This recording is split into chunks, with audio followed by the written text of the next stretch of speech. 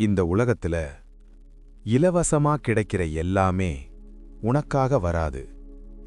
சில விஷயங்கள் உனக்கு உதவுற மாதிரி வந்து உன்னை ஆளாக்கதான் வரும்.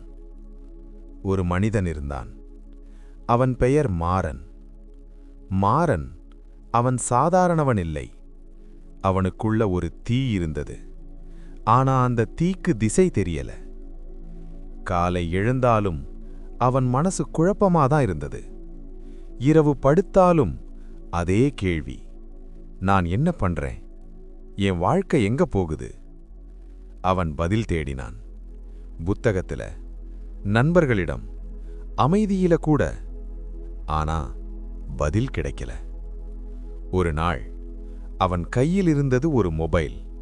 அதுல ஓடியது யாரோ ஒருத்தரின் குரல். உன் வாழ்க்கை சேஞ்ச் ஆகணுமா? நீயே உன்னை கண்டுபிடிக்கணுமா? டிஎம்மி, நான் உனக்கு ஃப்ரீயா வழிகாட்டுறேன். ஃப்ரீ. அந்த ஒரு வார்த்தை மாறன் மனசுல ஒரு நிமிஷம் நின்றது. இலவசமா? அவன் உள்ள இன்னொரு குரல், ட்ரை பண்ணி பாரு.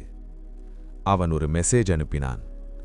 சார், எனக்கு கைடன்ஸ் வேணும். அந்த மெசேஜ் ஒரு உதவி கேட்டதில்ல, ஒரு வாழ்க்கை அதையே ஒப்படைச்சது. முதலில் அது ரொம்ப நல்லா இருந்தது.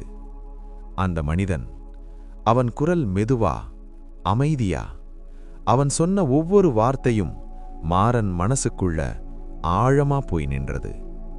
காலை சீக்கிரம் எழு. உன்னை நீயே கட்டுப்படுத்திக்கோ. டைம் வேஸ்ட் பண்ணாத. அவன் கேட்டான். அவன் மாற ஆரம்பிச்சான். காலை 5 மணிக்கு எழுந்தான். அவன் உடம்பை ட்ரெயின் பண்ணினான். அவன் புத்தகம் படிக்க ஆரம்பிச்சான். அவன் வாழ்க்கை ஒரு வடிவம் எடுக்க ஆரம்பிச்சது. அவன் நம்ப ஆரம்பிச்சான், இந்த மனிதன்தான் என்னை உருவாக்கப் போகிறார். ஆனா ஒவ்வொரு உருவாக்கத்திற்கும் ஒரு கட்டுப்பாடு இருக்கும். ஒரு நாள் அந்த குரல் சொன்னது, உன் ஃப்ரெண்ட்ஸ், அவர்கள் உன்னை பின்னாடி இழுக்கிறாங்க. நீ முன்னாடி போகணும்னா அவர்களை விட்டு வா. மாறன் ஒரு நிமிஷம் கூட யோசிக்கல.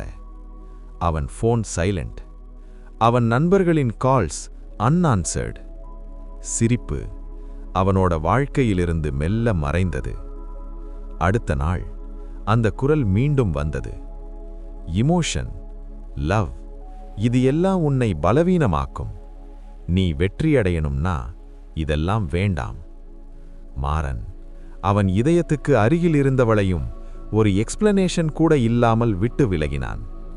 அவன் நினைச்சான், நான் சாக்ரிஃபைஸ் பண்றேன். ஆனா உண்மையில் அவன் வாழ்க்கையே அவன் சாக்ரிஃபைஸ் பண்ணிக்கிட்டு இருந்தான்.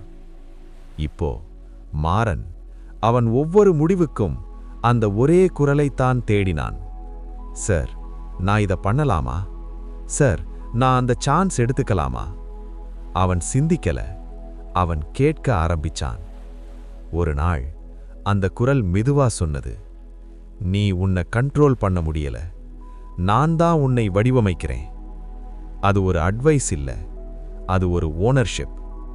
அந்த நாளிலிருந்து மாறன் அவன் வாழ்க்கையை வாழவில்லை, அவன் வாழ்க்கையை யாரோ ஒருத்தன் நடத்தினான். அவன் சிரிப்பு ஸ்கிரிப்டட், அவன் முடிவுகள் அப்ரூவ்ட். ஒரு நாள் மாறன் மிரர் முன்னாடி நின்னான். அவன் முகம் அவனுக்கே தெரியல. அவன் கண்களில் ஒரே கேள்வி மட்டும், நான் யாரு? அவன் ஃபோன் எடுத்தான். அந்த நம்பர் டயல் பண்ணான்.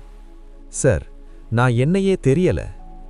அந்த சைட்ல இருந்த குரல் இப்போ மாறி இருந்தது. அது காம் இல்ல, அது கட்டளை. கன்ஃபியூஷன், வீக்னஸ், நான் சொல்றத மட்டும் ஃபாலோ பண்ணு. அந்த நிமிஷம் மாறன் உணர்ந்தான், அவன் அட்வைஸ் வாங்கல, அவன் வாழ்க்கையே கொடுத்துட்டான். அவன் மெதுவா சிரிச்சான், ஒரு கசப்பான சிரிப்பு. Free advice. அவன் ஃபோன் சுவிட்ச் ஆஃப் பண்ணினான்.